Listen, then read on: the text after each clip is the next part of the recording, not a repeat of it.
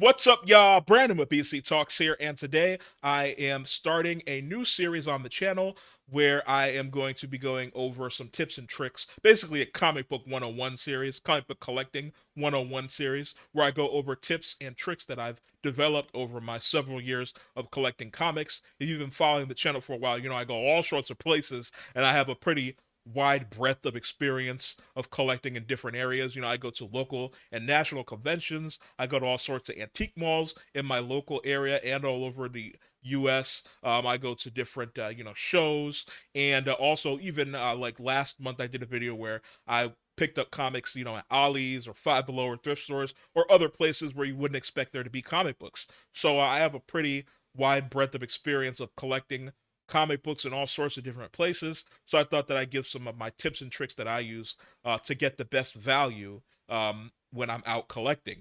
Now, I feel like a lot of the people on the channel that watch my videos are more experienced comic book collectors. So you might already know a lot of this basic information. But even if you do, I thought it'd be interesting if you are already an experienced comic book collector to leave comments down in the videos, on different methods that you use that might differ from my methods or tools that I use, and different things that we might do the same but a little bit differently, and sharing ideas and whatnot for the new people that aren't into it, or for people that are newer into it, might be experienced but might not use these tools. So I think it'd be interesting to have a discussion, even if you are a seasoned comic book collector, to have that discussion down in the comments. Now, the first video in this series is going to be about the tools that I use to price and value comic books to get the best bang for your buck, or even to get, the proper value for a comic book.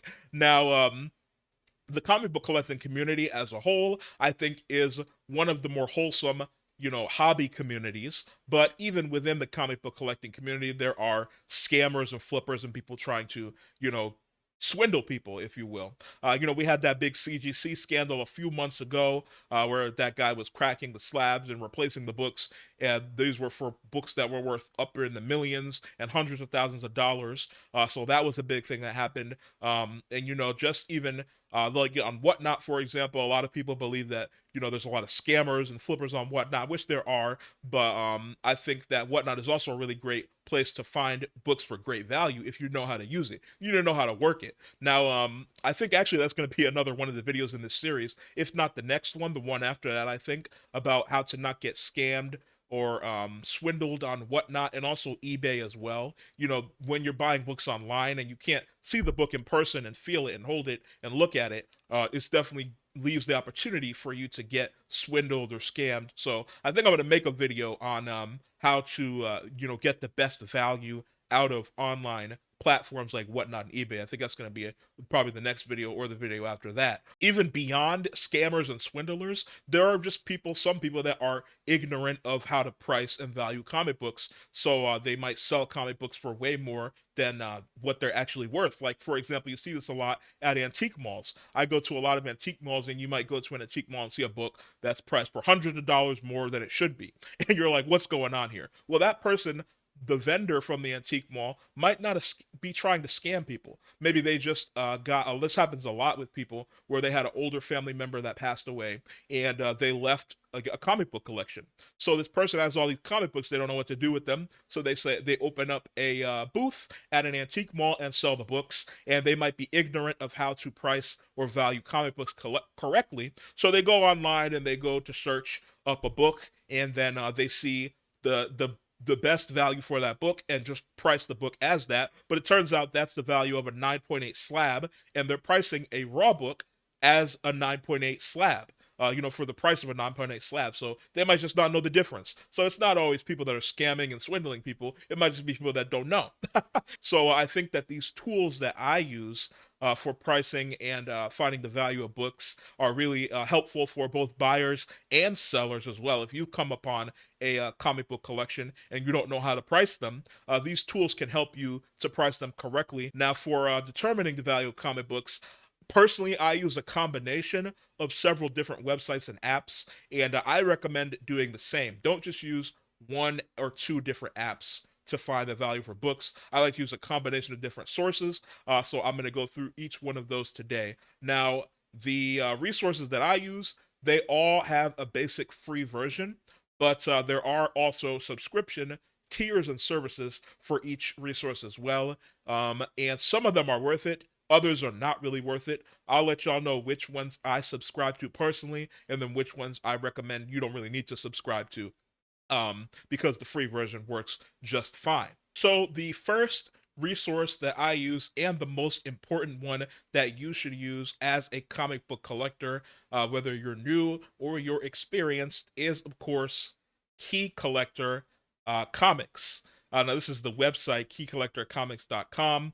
They also have an app as well. I don't really use the app as much. I use the online. I just go on, Google Chrome on my phone and use the online. But so I'm not as familiar with the app. But they do have an app as well. The website, this is it here. It's keycollectorcomics.com, and this is, like I said, it's probably the most important and app that you'll use as a comic book collector. Now, it's not good for pricing books and finding the value of books. So you might be saying, Brandon, why are you saying this is the first app that you need to have? Well, finding the keys for books is an important factor into getting the value of a book, finding the key for it. But the prices, as I'll show y'all, that Key Collector offers, I would not use those as the metric for pricing books. It's more for finding the value of a key, or finding the significance of a key of a book. Now, if you're not familiar with that term, a key, the term key, you might hear that a lot if you watch comic book collecting books. That term key refers to an issue of a comic that has some sort of significance or importance to the book. So, for example, there might be like the first appearance of a character, or a popular or influential artist or writer that did a cover or a story in a comic book, or the death of a major character, or the start of a major storyline or character arc, stuff like that. So those are keys. And now Key Collector is the most extensive and well organized and easy to search database of comic book keys, and it's pretty much the gold standard amongst comic book collectors. Any comic book collector that you know that's worth their salt, or anytime you go out for comic books and you see people looking for books, you'll see them on their phone looking for if they're looking for keys, you'll see them with the app or the thing on their phone. And it's the first app that I pull up when I'm out hunting for comic books as well, because you want to find those keys. And Key Collector, they do have a subscription model. You can see up here where it says subscribe. I'll click on that. And so they have a free account, which I do have the free account. I think I might have, well, here, I'll go to login. Let me see. Yeah, there we go. Okay. So we'll log in. But so I have the free account.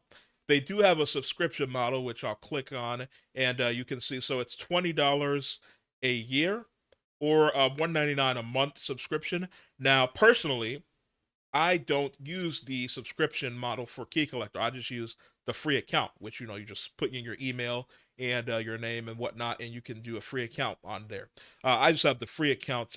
The free account is plenty.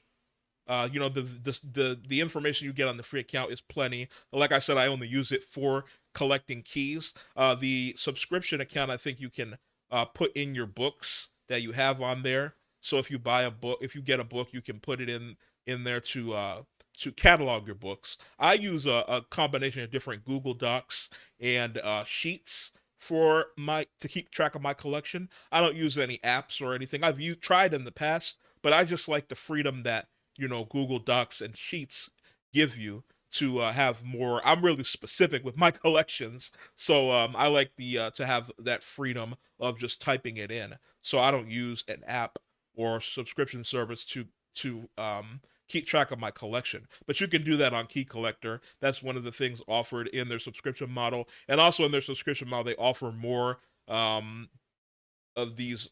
Down here, you see these lists that they have. So you can get this list for the free model. It's the top 100 books that are hot right now. But I think, see, if you do this one right here, it's locked. So that one you need the subscription model for.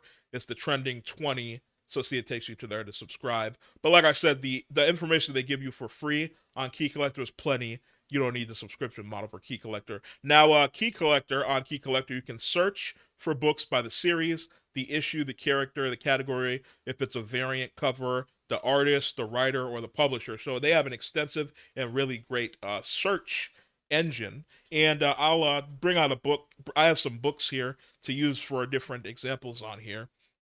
Now this is one that I came upon um, in the last video, which I'll put a link so y'all can see that. It's Web of Spider-Man number 90. So I'll look this one up. It's still in the polybag as well. I found that out in the video when we were going through the book.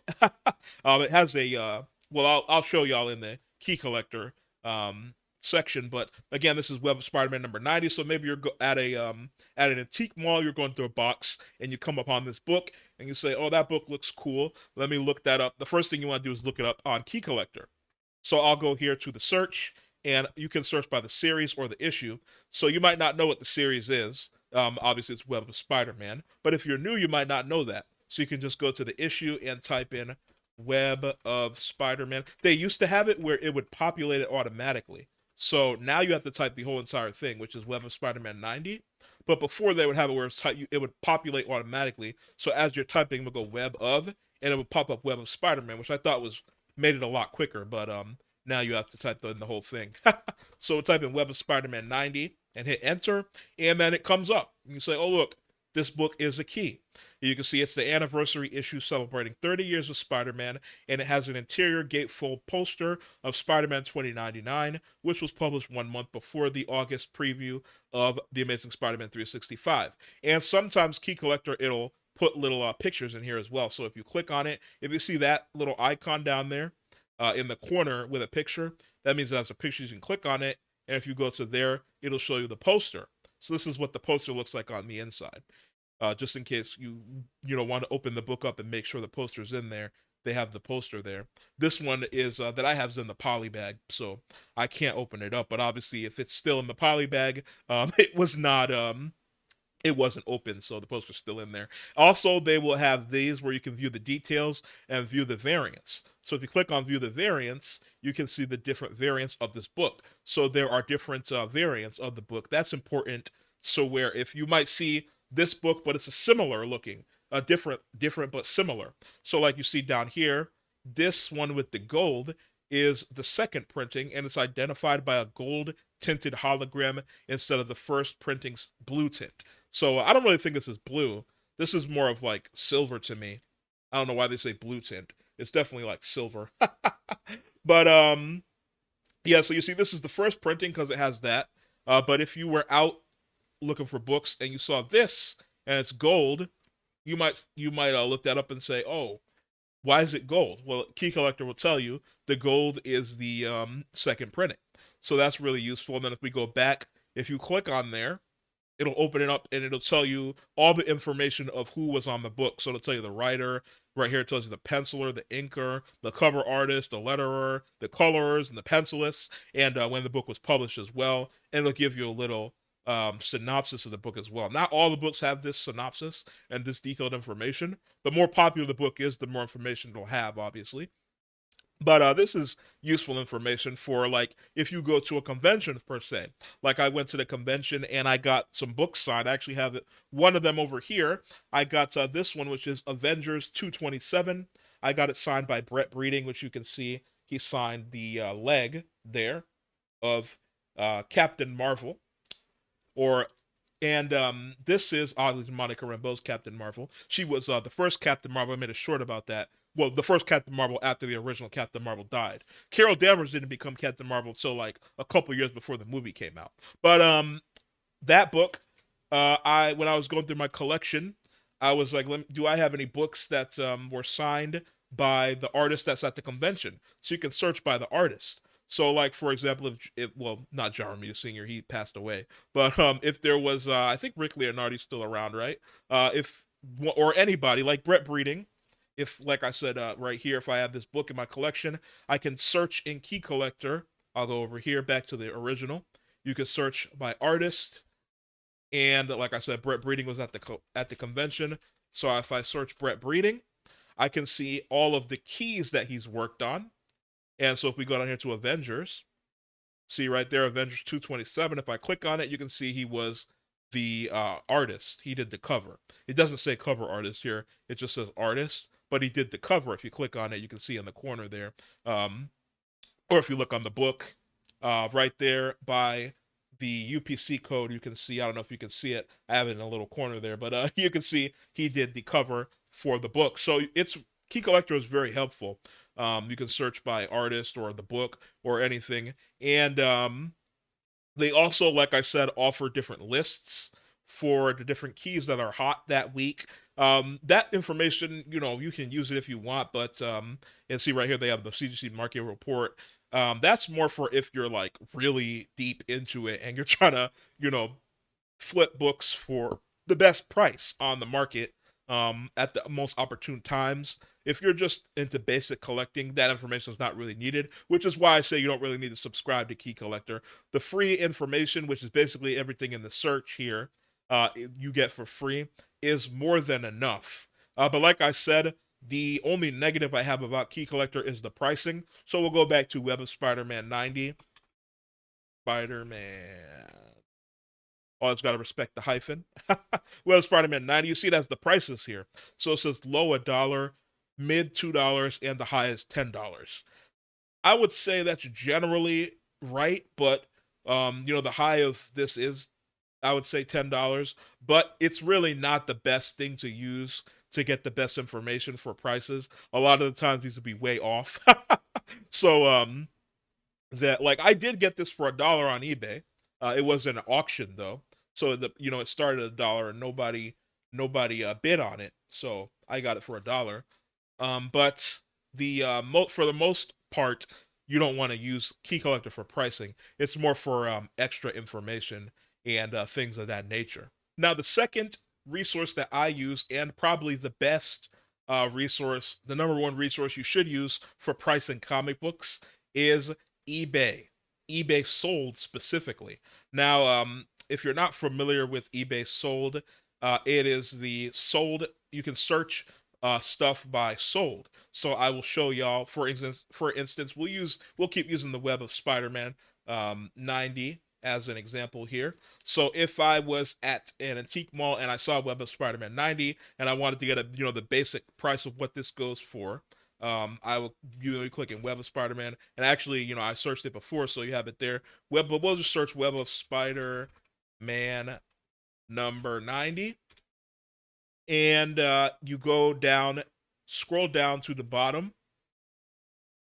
and then all the way here at the bottom where it says Show Only, if you search, you click the sold.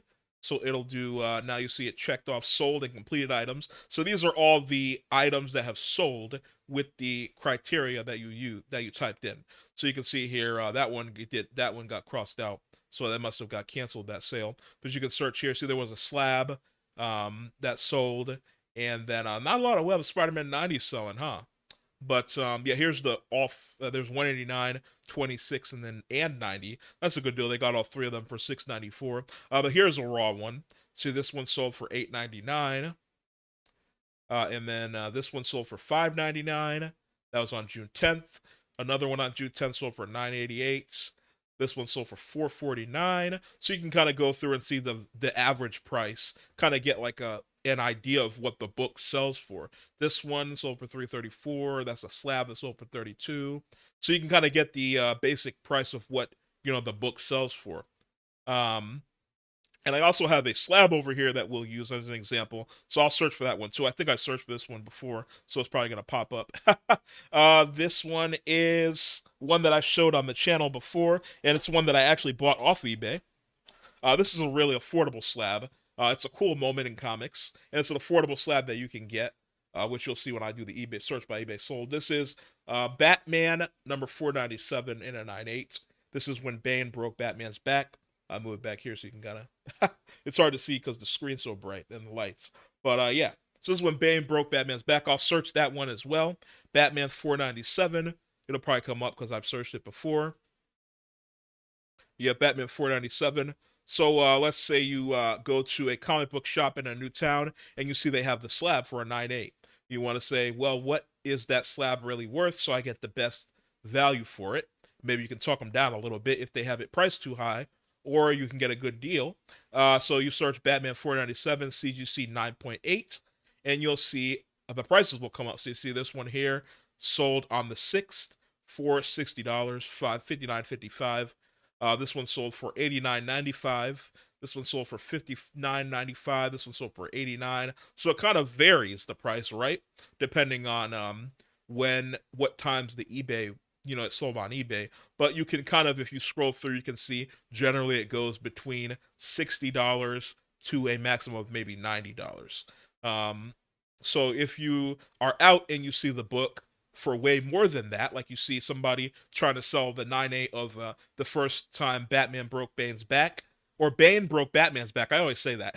The first time Bane broke Batman's back, somebody's trying to sell it for like $150, and you can go on here and be like, that's way too much. And you can either try to talk them down, or, if they don't want to be talked down, then you can say, all right, well, I don't really want to buy it for that price. I'll go on eBay or find it somewhere else, because obviously it's selling for way less than $150. But maybe if they're selling it for like $65, for instance, at the comic book shop, you say, well, eBay, when you buy books on eBay, they do charge you the shipping and tax as well. So it'll, normally go to about $20, $15 to $20, depending on where you live, more than what the price sold for because of the tax and the shipping. See that this one has $18.40 worth of shipping. This one had $12 worth of shipping. This one had $20 worth of shipping. So you have to factor that in as well. The people that bought this were okay with paying the shipping because eBay tells you the shipping. So you're out and you see this book, Batman 497, at a comic book shop for like $75. Well, online you see this one sold for $59.55, but there's $18 worth of shipping. So when you're at a comic book shop, obviously you don't have to pay for the shipping. So you might say, well, $75, even though it goes on eBay for $60, I'm okay with paying the $75 because I'm not having to pay the shipping prices and the taxes and fees that eBay has. Because this ends up being more than $75 when you factor in the tax or the shipping, and then there's probably like $5 with the taxes as well. So this probably ended up going for like 80 something final. That's what the person got charged for, even though they won the book for less than $60. So you might be out and say, well, I'm willing to pay that $75 for this book because I'm not having to pay the shipping and the eBay fees. So eBay sold is a good way to kind of gauge, the price of books, whether they're raw or slabbed. And it's probably the best way, and it's the first option that you should use, in my opinion. The next tool that I use is Covrprice.com. So I click it here, Covrprice.com. This is a subscription-based service. They do have a basic service for free, and then they have, let's see, I'll click here. They have a basic service for free, and then they have a subscription. Let's see if I click upgrade, if it'll show y'all. Yeah, here it is. So they have a basic free service. They have a standard subscription for $2.95 a month, a premium subscription, which is $6.95, or you can subscribe annually for $60 a year, which comes out to $5 a month. Now, personally, I do subscribe to this service. I use the standard service though, which is $2.95 a month. So I wouldn't pay the annual price because it's a couple dollars more a month it comes out to if you pay those $60 annually. But I just use the standard $2.95 a month, and it's more than enough for what I use, the subscription service for. Now you can see here this one they actually show you everything you get, so you can kind of determine for yourself whether or not you want to pay more for the premium monthly or annually. Personally, I don't think you really need to if you're just using Covrprice for the basic, using it for the finding the price and value of books. As you can see here, they do offer collection management, like I mentioned. Key Collector does as well. I think most services do, where you can put the book in and then add it to your collection online. So if you're out, it's an easy way to find out whether or not you already have the book in your collection. Like I said, I use a combination of different Google Docs and sheets to catalog my collection. So I don't really use online collections. So, this doesn't really apply to me, which is why I don't need the premium. The standard is fine for me. The reason I use standard as opposed to basic is because of this, the price guidelines. As you can see here, the basic subscription model for free doesn't give you access to price tables, the values, comic book values, or value trends, which this section is pretty much what I use it for. I don't really use the content like a lot like uh this key collector, how they have the lists, like I said, which are here. Uh, Covrprice, they also have a lot of lists, and theirs are more in depth as well. They have reports and lists and whatnot. I don't really use those. I'm not like super deep into it like that. If you're way, way more into flipping and selling every single day and whatnot, then that's probably more value for you. You know, a lot of the big time collectors that you'll see online, they're using these lists because that's they're flipping and selling books every day. I'm not doing that, so not every day, and not like books that are worth hundreds of thousands or even just thousands of dollars. I'm not flipping books like that, so I don't need that. But this is basically what I use Covrprice for, is the price guidelines. So we'll go here back to the front of the page, and this is another, like I said, eBay sold is the first option you should use, and eBay's free, obviously, so you don't need to pay for it. So, but this is a paid option I think is really useful, and Covrprice is more useful in my opinion for finding the value of raw books. Now, Covrprice does have the value for slab books as well, but in my opinion, one of the services that I'm going to talk about after this is more accurate for slabbed books, and obviously eBay sold is more accurate for slab books as well. I use Covrprice for raw books, so if I'm digging through a box of books that are not slabbed, I will look it up on here. So we'll do Web of Spider-Man again because we had that over here. So Web of Spider-Man number 90, and on Covrprice and a lot of other of these pricing apps or websites. I don't know if Covrprice has an app. I use the website, like I said. I use the website for Key Collector and for all the rest of these. I don't use their apps because it just takes up space on your phone when you can do it online. But for Covrprice and a lot of these other websites, you have to type in the number or the hashtag symbol before the letter, or else it won't come up. So I'll show y'all. If I just type in Web of Spider-Man 90 and hit enter, it will see now it's coming up all these other ones, and you have to scroll down. But if you type Web of Spider-Man number 90 or hashtag 90, because that stands for number, obviously, I was thinking about this. A lot of kids these days probably don't know that that's the pound sign, or they don't call it the pound or the number sign. They probably call it hashtag. But yeah, the number sign, the pound sign, the hashtag, whatever you call it, if you put that in front of it, it will come up as the first book. And they do list keys on Covrprice as well. Now, Covrprice doesn't have as extensive of a list of keys as Key Collector does, at least in my opinion. But they do have a lot of the main keys and basic keys. So you can see here, this actually lists it as the first appearance of a Venomized Galactus, and also the 30th anniversary issue. So I didn't know about the Venomized Galactus, because as y'all see, if you go over here to Key Collector, and type that in again, Web of Spider-Man 90. On Key Collector, you don't have to type the number. It doesn't list that it's a Venomized Galactus, so that's interesting. Might have to open the book up and check that, confirm that or not. But like I said, Covrprice here, you can see a picture of the book, so you can click on it and make sure that the cover looks like the way it looks like when you found that in a box.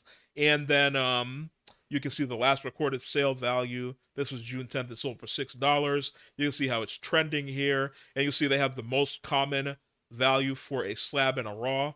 So the most common for a raw and a 9.0 or a 9.4 is $8. You can also see the entire series. This is the whole of Spider-Man series. This is the rest of the issues. So if you're if you're at an antique mall or somewhere where they have a box of Web of Spider-Mans, you can quickly use this to get to the other ones. So like if they have Web of Spider-Man, 20 here, you can get that easy. And then if we go back up, they have also, this is helpful as well, they have the variant covers of the book. So here they have the original Web of Spider-Man, which is the one that I have here, so y'all can see. And then they also have the gold one, which we saw in Key Collector. This is the second print. You can see that there. They also have the second print newsstand version of the second print, and then the newsstand. So you can see that all there. Now, they also have different values here. This is the main thing that you're going to want to look at here when you're looking at books. They have the raw and the slab values. Now, like I said, there is another platform that I'll talk about after this one that's better for slab values. But if you want a basic view, you can't get the slab values on here. I like Covrprice better for the raw value of books. So you can see here, like I said, this one was still in the poly bag, and it looks pretty good. I don't see any major defects or things on it that are messed up here. So I would say that this one is at least near mint, and it's still in the poly bag as well. If not, maybe there's something I don't see, and it's very fine. But that's another thing you'll have to do is learn the condition, which is like the numbers, which I'll talk about that in another video. How to find the condition. I'm still not the best at finding the condition myself, but you can, if you've handled a lot of books, you'll kind of get a feel for the condition. And I usually try to go one under than what I think, just to be, I'm more conservative when gauging the condition online. So if I'm in a box and I see a book and I'm like, well, this looks like a good book, but maybe it's not necessarily a near mint, I will go for the very fine value just to stay conservative. That way, if the book is better, then I paid, I got a better value. But if the book is less than what I think, it'll be around the same value that I thought it was. So, like, for example, this book that I got online for $1 in the eBay auction obviously is a great deal no matter what. But if you have a book that's more close to the values, like for example, this in a near mint and a low near mint, a 9094, tends to go for around $8 average. These are the averages here. And then you can see a very fine tends to go for about $8 as well. And then it goes down as you see. Now, or these aren't the averages, sorry, these are the last sale here. You can see here. And it has the same for the slabs as well. And then also it has sales data. So you can click here to see sales data. And these are the features you get with the subscription, which is why I suggest having a subscription. They have charts, and then they have so you can see here near mint. This is high near mint plus, which is 9610, which is basically almost no defects at all. Then there's near mint, which might be like a couple little spine ticks that aren't color breaking, and then very fine, which might be some color breaking spine ticks, and then it goes down and down. You can see all of the sales, the latest sales that they have for that for that condition value of the book, so you can kind of get like an average of how the book is selling over time and whatnot. So that's why I use the subscription, the basic or the standard subscription for Covrprice, because you get that information, so you can kind of see over time how the book is performing, and if you get you get in a book on a book for a good price, like how that was $1, then you might want to hold on to that. If it's going up, if it seems to be trending upward, or if it's trending downward, then you might want to sell that because it's trending downward. So yeah, that is and then like down here they have the publisher and whatnot and all the information if you need that as well. So yeah, the Covrprice is a really great option for pricing books that are raw, so not in slabs. They do have the slab values and they do offer the similar information, but in my opinion, this next service that we're going to talk about is better for finding the average value for slabbed books. And that service that I am talking about is GoCollect.com.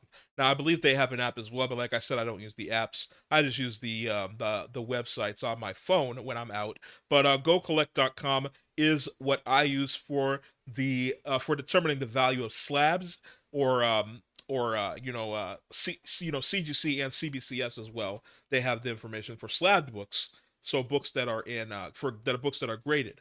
Now, GoCollect also has a subscription model, and in my opinion, they have the best. In my opinion, it's a subscription model that you should subscribe to. For GoCollect, it is $9 a month or $89 a year, and both of those offer the same features. So I use the yearly one, so I do the $89 a year, and because it saves you a little bit of money than the $9 a month, and both of those offer the same services, so I do the yearly one. And the Go Collect, I definitely recommend subscribing to that because it offers you more information than the free version, and it's great for if you're buying graded books. Now, if you don't buy graded books or slab books, or you're not really into slab books, then you don't even need to use GoCollect because I feel like for raw books, Covrprice is better, and obviously eBay sold as well. But so if you're not into collecting slab books, don't even bother with GoCollect. But if you do buy slab books, definitely subscribe to it because it is a great option for slab books. So we will talk about the Batman 497 here because it's the slab I have here for the example. That's the when Bane broke Batman's back again, obviously. So I will type that in here, Batman number 497. And I'll type it in the Covrprice here too so I can see the difference. Batman 497. And I will bring both those up here. So Batman 497, you type it in a GoCollect, and you'll see here they have first they have the information here. So you'll want to type on if you're out and looking for a slab, you see that that is the first printing, which is the one that I have over here. And if you have the slab, it'll um, tell you on the slab as well. But yeah, so Bane breaks Batman's back. You can see the key there. They have all the artist and editor and publisher information and the writers and whatnot. They have the year, and this is a lot of information. If you're like an information numbers guy, I'm not like numbers guy, like math guy, but I do like to have a lot of information. I'm very um, type A personality in that way. That's why I don't use apps for my collection. I like to have it very in a specific way. My collection, that's why I use Google Docs and Sheets for my collection. So I love how GoCollect, this might look a little daunting at first, but I love how GoCollect has the information out here. So if you scroll down here and you see over here, they have charts and whatnot. So if you're into having a lot of information, like me, then you'll love GoCollect. Now here they have, you see it says CGC and CBCS. CBCS is the other major slabbing or grading platform. Obviously, CGC is probably the most well known and number one. I don't have any CBCS slabs, so I can't show you all the difference. But CBCS is the other major platform, and they recently changed their model and their label and whatnot. I think it looks pretty good.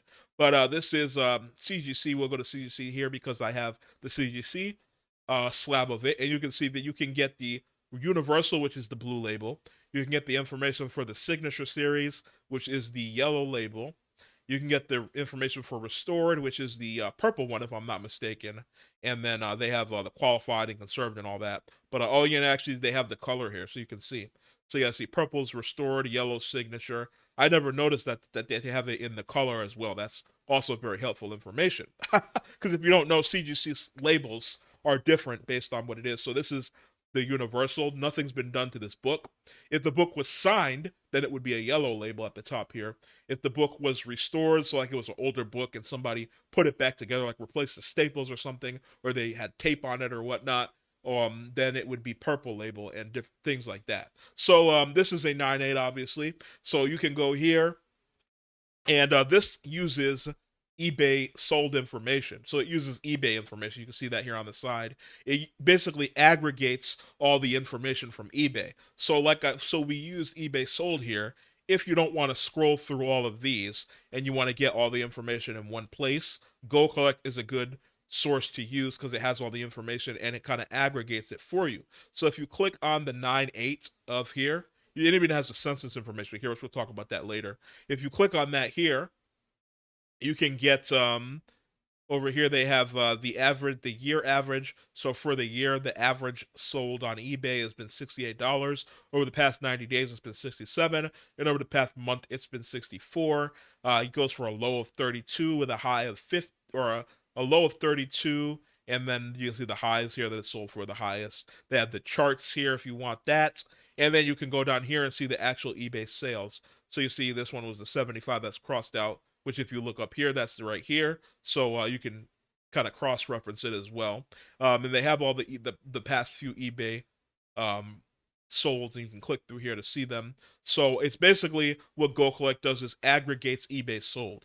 So that's why I like to use it, because it kind of presents the information in a very succinct way with a lot of charts and numbers and whatnot. You could just use eBay sold, but I think that GoCollect is good to subscribe to because you get all the information kind of aggregated for you, and you can kind of see that how the book is doing over time and whatnot, even though it's still using the eBay information. Which the eBay information is free if you just scroll through it. But then you don't have to kind of chart it out yourself if you know, and find the trends and whatnot. If you want the trends, you can find them easily on GoCollect. So you can see here, and then you can use all these numbers to determine whether or not, like I said before, if you're in a comic book shop and you see a slab, or you're in an antique mall and you see the slab and you want to get the book for the best price, you can see what the prices are going for, sold. And they have it for CBCS as well. So if I click here, CBCS. Now, obviously, CBCS books don't sell as often as CGC books do, but they do have the CBCS sales as well, and they aggregate that as well for you, which you should see here. CBCS goes for a little bit less because obviously CBCS is not as premier in the eyes of a lot of comic book collectors as CGC. Although CBCS has been on the come up, especially in the past, the past year or so. Like I said, but yeah, you can get that for any value, not just 9.8. They have it going all the way down to 5.0s or whatever sells. So it looks like 1.0s don't sell this book, and this is a more modern book. It's from 1993. So there's not really gonna be that many 1.0s that people are selling. Like in Avengers number 10, for example, you might have a lot of not 1.0s sold, but this is a more modern book. Nobody's buying a 1.0 of this because it's a more modern book. It's easy to get it in a 9.8. Like I said, it's around $65. Not that hard to get this book in a 9.8, so nobody's gonna be buying a 1.0. But yeah, that is GoCollect. Like I said, I recommend using the subscription. You don't really have to if you don't want to, because it's eBay sold information. But I like the subscription because it aggregates the eBay sold information, and so you can kind of get all that information. If you're a big information junkie like me and you like having that information, GoCollect is a great option. And they do have the prices for raw books, but like I said, it's really the best for finding information about slab books, so CGC and CBCS. And lastly is a few resources that are extra ones that you can use if you are, getting a little bit more deeper into collecting, or just some extra ones that I don't use daily, but are, good tools to have or to use. The first one will be the CGC Census and the CGC certification lookup. So basically, like I mentioned before, the CGC is the premier grading company. They're like the Michael Jordan of grading books. Most slabs that you see of comic books will be CGC. Also, they do cards as well. They do like videos and all sorts of collectibles. But for comic books, CGC is like the premier. They're like the Michael Jordan, like I said, of comic book grading. CBCS also grades books, and like I said before, they're on the come up. But CGC is still like the Jordan of grading books. But so the CGC Census is basically a catalog of all of the books that CGC has ever graded. So you can, when you buy a graded book, or when you're looking to buy a graded book, you can kind of get an idea of how many there are. So, for example, if you were at a comic book shop or antique mall and you saw this on the shelf and you wanted to kind of get an idea for some more information on it, you could go to the CGC Census. So by typing CGC Census, it will take you. It'll be the first link there, and do need to have an account to look up the CGC Census. It doesn't need to be a paid one though. They do offer a paid account. I just have the free account. But the paid account, if you're like super deep into collecting and you get a lot of books graded, then you probably do want to get the paid account. But if you just get a few books graded, or you don't even grade books, the regular free account is fine. I just have the regular free account. But so if we look up Batman 497, you type in Batman and then go over here to 497, and you want to do exact match. I'll show you the difference, because if you do includes anywhere, it'll bring up a bunch of different ones. Like here, see, it brings up, these are ones that match your title, and then these were match the title and the issue number. So this is it, obviously, but here you can see there was a Dollar Comics reprint in 2019. But this is the one that we want. But if we go back to exact match, and then search, it'll only bring up this one and this is the one that we want. So you click on it and see it has the information: Bane breaks Batman's back, and this shows you all of the books on the CGC census. This is every Batman 497 they've ever graded, and it goes by printing as well. So this is the regular, the first printing. They have the second printing information and the third printing. So very detailed, and you can see here there are 3,356 9/8, which is why when you come over here 9/8, they go for $65 because there's a lot of them.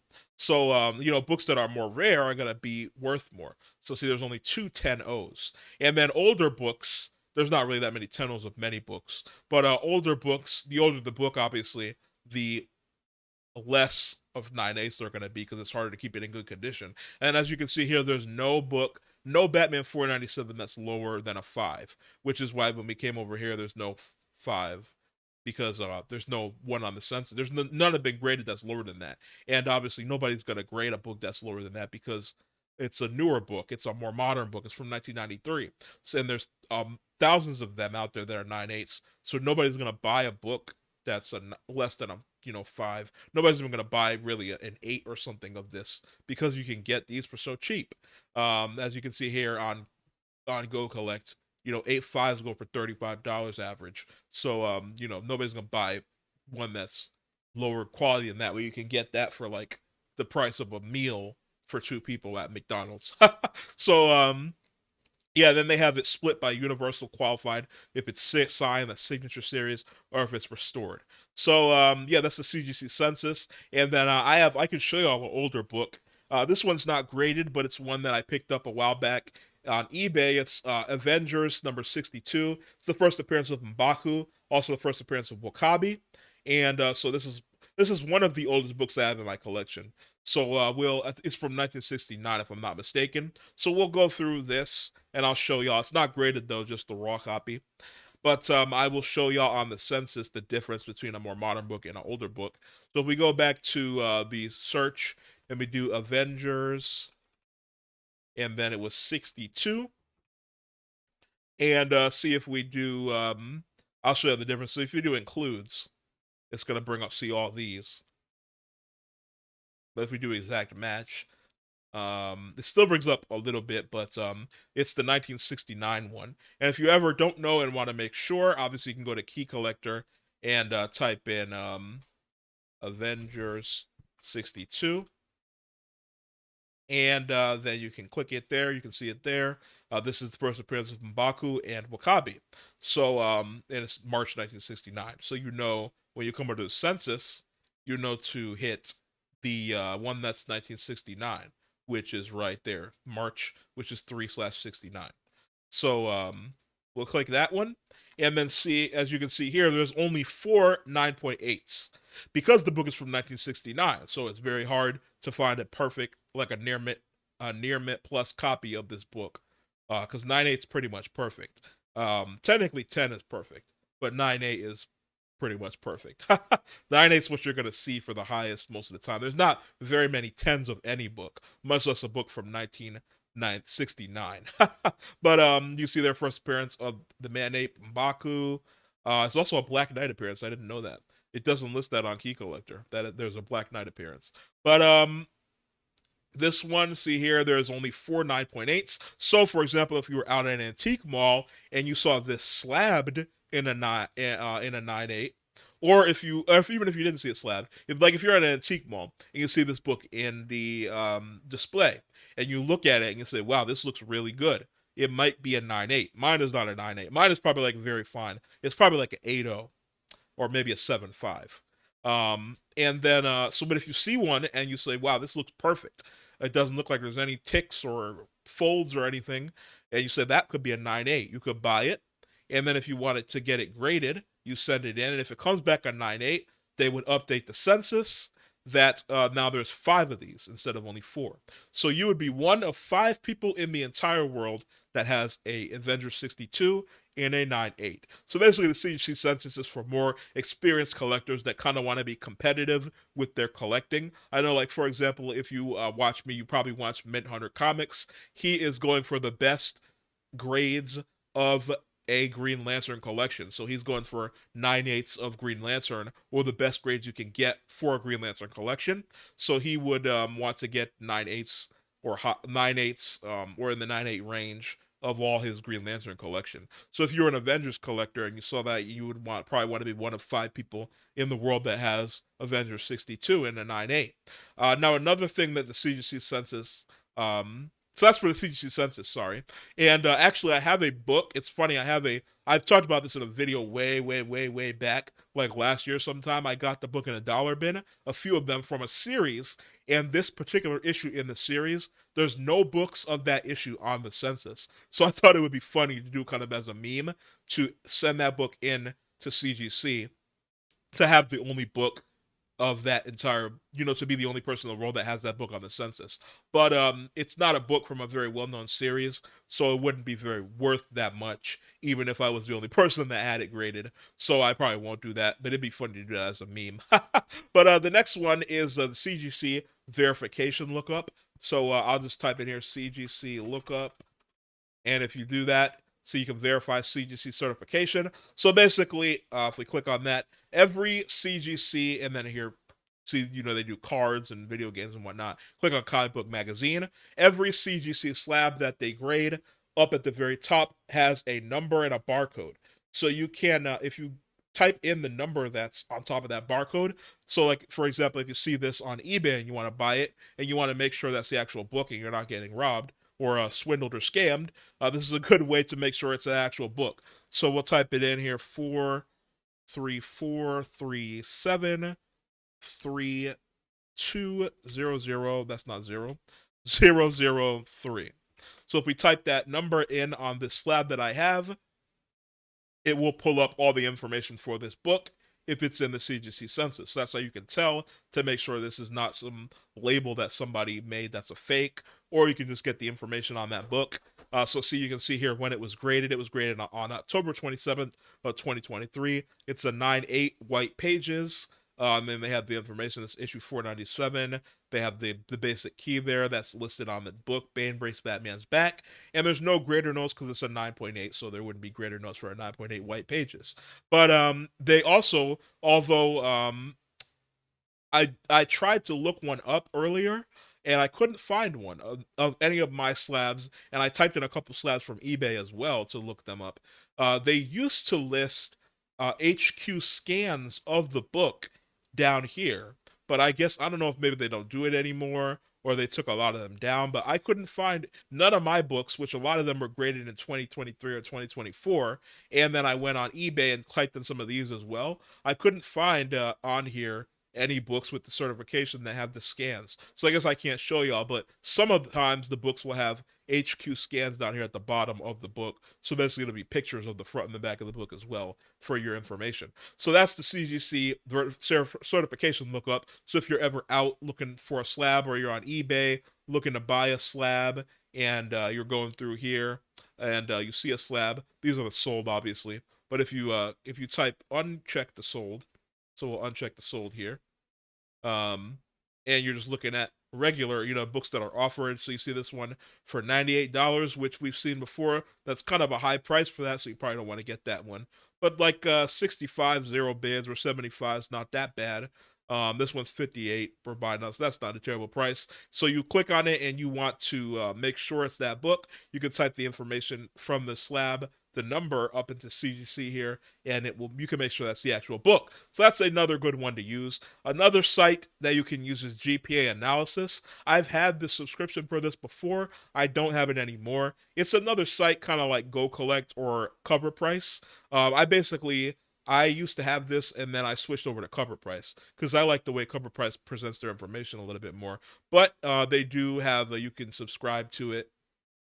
It's $10.95 a month. And so I used to have it, but I don't have it anymore. It's basically like a combination of Covrprice and GoCollect. I like Covrprice and GoCollect separately more, though. It's basically comes down to the UI and what you kind of like, so you can play around with it. But it's basically the same thing as Covrprice and GoCollect. It has the information just presented in a different way. So that's another resource you can use. I know a lot of people use GPAnalysis as well. I don't use it that much anymore. There's also a ton of other apps that are mainly used for keeping track of your collection. Like I mentioned, I use Google Docs and Google Sheets for keeping track of my collection, but there's other apps that you can keep track of your collection with. But those are just a few extras that I wanted to mention. The CGC Census, the certification lookup, and the GPAnalysis are other ones that I've used in the past to kind of, keep track of the value of books as well. And that is going to do it for the first episode in this series. It went a little bit longer than I was expecting. Y'all know I can kind of ramble on a little bit. I'll try to be more concise in the future episodes. But this is the first episode in the series. Just wanted to go over the tools that I use for pricing and finding the value of books when I'm out. Leave a comment down below if you're a more seasoned collector on different sites or resources you use to find the value and the price of books, or if you're new to collecting, if you want to use any of these, leave a comment down below on your thoughts on these different resources. Make sure you like the video and subscribe to the channel for more comic book and pop culture talk, and I will see y'all another day.